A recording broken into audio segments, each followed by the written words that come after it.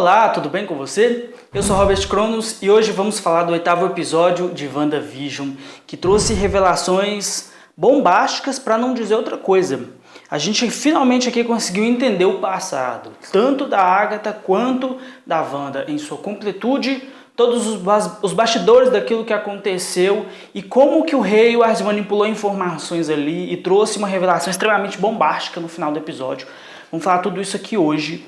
Então, não se esquece de se inscrever no canal, de clicar no sininho das notificações, porque isso ajuda tanto no engajamento como na chance de eu trazer outros conteúdos relacionados com WandaVision e outros temas aí da cultura pop, MCU, Marvel, tudo mais.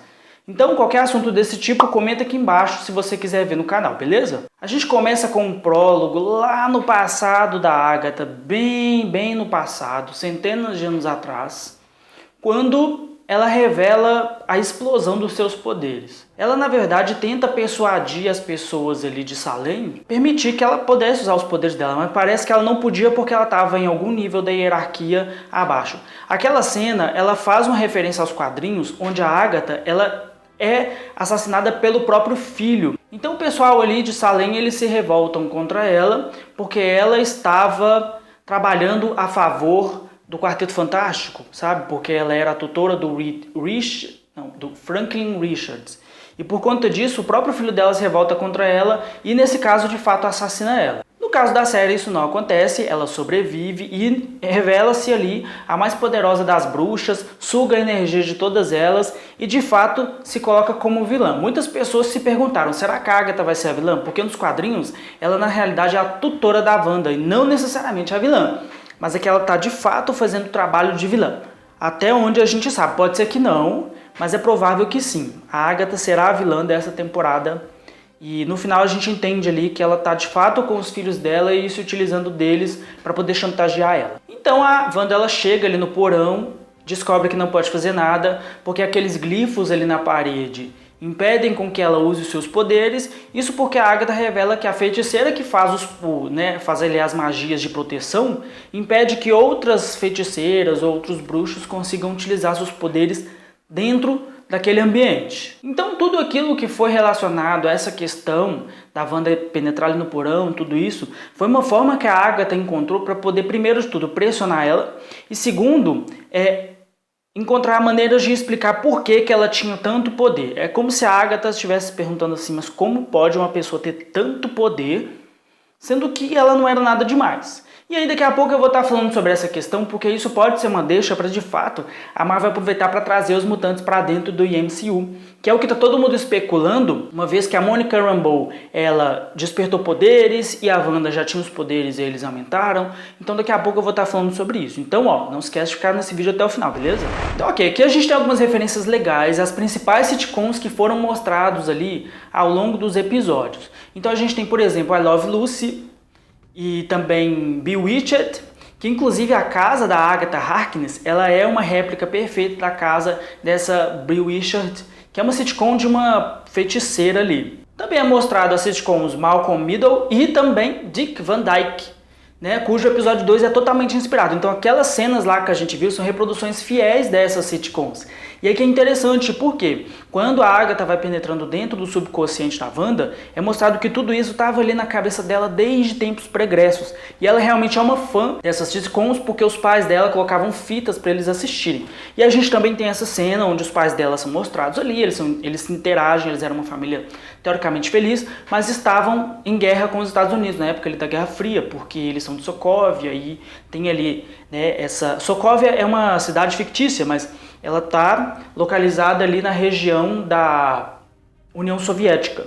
Então os pais dela são mortos, o Pietro e ela se tornam órfãos, só que ali ela meio que tenta demonstrar os poderes dela. Foi colocado que aquela bomba não estava ativada, aquela bomba das indústrias Stark, ela não estava funcionando. Só que isso a gente não tem certeza se foi ela que fez ou não. Então beleza, aí a gente penetra um pouco mais ali no subconsciente da Wanda, porque a Agatha não estava satisfeita com essa questão. Ela não estava convencida de que foi ali que os poderes dela se tornaram aquilo. Então é mostrado aquele covil lá da Hydra, onde foram feitos experimentos com diversos voluntários. Nesse caso, somente a Wanda e o Pietro sobreviveram. Isso é falado lá no filme do Capitão América.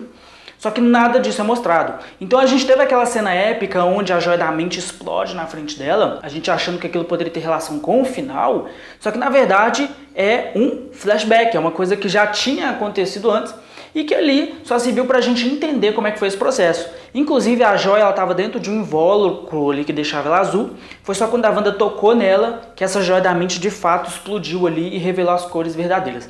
E é mostrado a chegada como se fosse um anjo mesmo, de uma feiticeira escarlate chegando pra ela, sei lá, talvez dando os poderes ou aumentando os poderes pra ela, porque a gente descobre nesse episódio também que essa questão de ser feiticeira escarlate, ser feiticeira roxa, eu não sei se é assim que vai funcionar, só que a Agatha fala, você é de fato muito poderosa, então isso te faz uma feiticeira escarlate. Então não é necessariamente somente uma nomenclatura, é também de fato uma categoria de feiticeiros.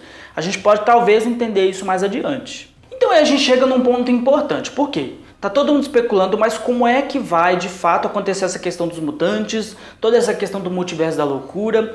Porque o que acontece? Agora a Marvel está usando o WandaVision como um catalisador de tudo que vai vir depois do MCU. Então você teve toda a questão pregressa e de fato, gente, WandaVision ela depende de tudo o que os Vingadores e tudo o que aconteceu antes do MCU justamente para você ter essa possibilidade de fazer essa série. Ela não se sustenta sozinha, entende?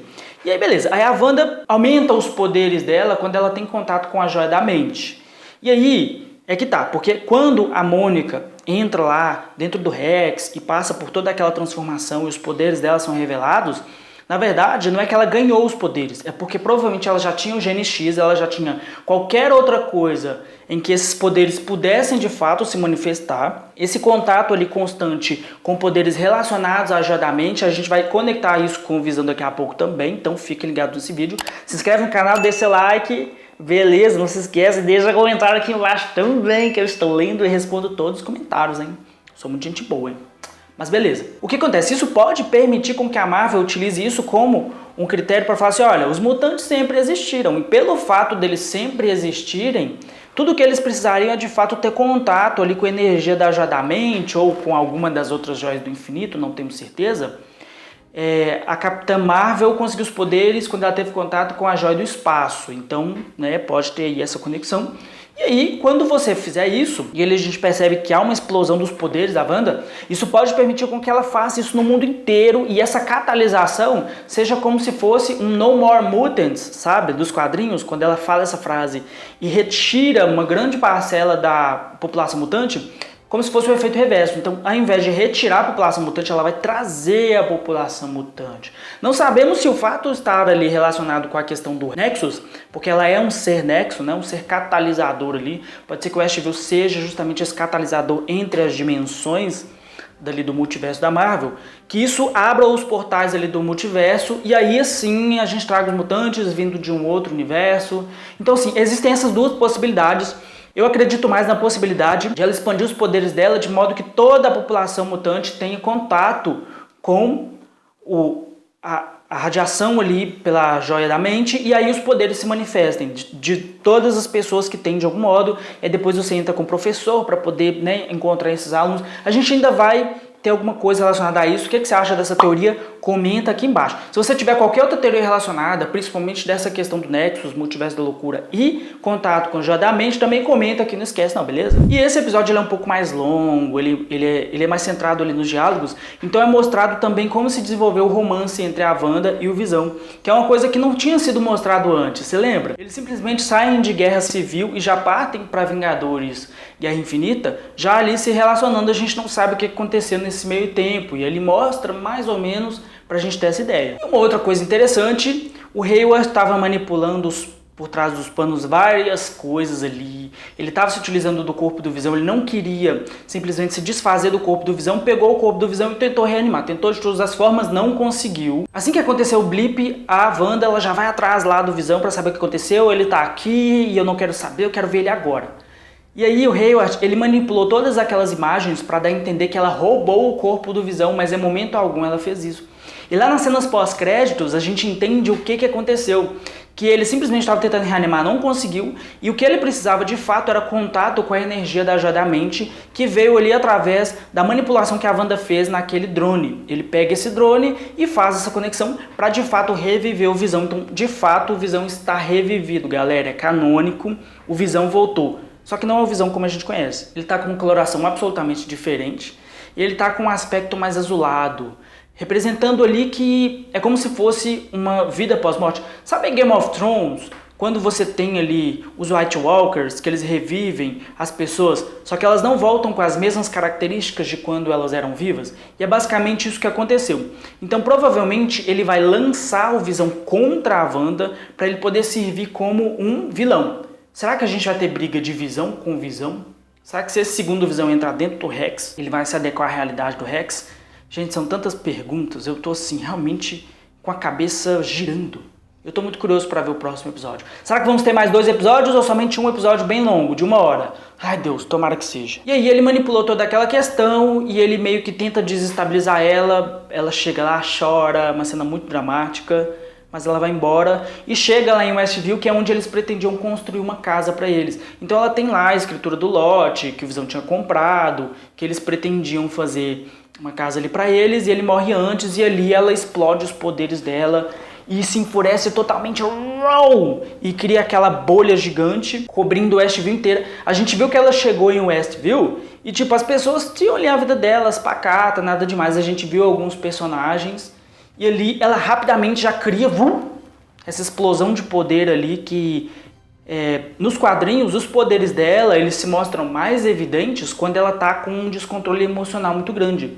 Então ela se entristeceu de tal forma, ela ficou ali tão angustiada, porque a gente percebe claramente mostrando a morte dos pais dela, do Pietro e do Visão. Então ela retorna por todo esse processo, né, ao longo ali desses flashbacks, que a Agatha ficou manipulando ela para aparecer. E aí nessa explosão de poder, ela já transforma tudo numa sitcom e já cria literalmente um cenário de sitcom, que é uma coisa que nem a gente, nem ela tínhamos visto até então. Então de fato ela vê ali as luzes e vê o palco por trás das sitcoms, porque antigamente as sitcoms elas eram gravadas ao vivo. Então você tinha de fato as pessoas por trás e elas batiam palma, riam. Aquelas reações, aquela questão de clap, né, como a gente vê que hoje em dia é artificial, era de fato gravado ao vivo. E eles fazem justamente essa questão ali para dar a entender que foi um show de televisão que ela criou, porque no subconsciente dela ela gostava muito de sitcoms. E por fim a gente tem a Agatha utilizando dos filhos dela para poder chantagear ela, pressionar ela e falar assim: você vai fazer o que eu quero, porque você é uma piranha. Tô brincando, ela não falou nada disso não. Mas ela tá ali se utilizando dos gêmeos. A Wanda chega, ela vai tentar fazer alguma coisa. Será que ela consegue vencer a Agatha? Eu acredito que sim. Só que eu imagino que eles vão se utilizar dos poderes dos gêmeos para de alguma forma vencer a Agatha. E aí a gente tem outros fatores. Por exemplo, a gente também tem Monica Rambeau ali. Ela não apareceu nesse episódio. O que aconteceu? Estamos curiosíssimos. Será que a Agatha conseguiu hipnotizar ela? Porque no final do episódio a gente vê os olhos dela ficando roxos. Pode ser que esse roxo tenha a ver com a capacidade dela de manipulação, inclusive de magia mística, de energia mística, ou ela foi de fato hipnotizada e o Pietro levou ela para algum outro lugar porque ela não aparece mais nesse episódio. Alguma coisa aconteceu com ela também. E aí você tem isso, você tem a variável do outro Visão que está do lado de fora, você tem o Visão de dentro da série que também não apareceu nesse episódio e ele ainda está chegando ali. Por que demorou tanto não sabemos. Ele provavelmente vai chegar ali no meio daquela cena e a gente vai ter finalmente uma batalha, finalmente uma coisa ali para confrontar, briga de poder, porrada, tiro e confusão. Estou muito curioso para saber o que vai acontecer. E aí, tomara que a gente tenha só mais um episódio mesmo, e um episódio maior. Esse episódio ele já foi maior que os anteriores, e agora a gente tem mais ou menos 1h20 de WandaVision para ser assistido, um filme ali para fechar essa primeira temporada e já abrir todas as possibilidades para o multiverso. Estou curiosíssimo para saber, quero saber sua opinião. O que você achou desse vídeo? Comenta aqui embaixo, deixa seu like, compartilha com seus amigos, beleza? Fãs de WandaVision ou não fãs de WandaVision, eles precisam conhecer essa série. E também clica no sininho das notificações, se inscreve no canal. É isso aí, muito obrigado por ter assistido o vídeo. Até o próximo vídeo. Tchau!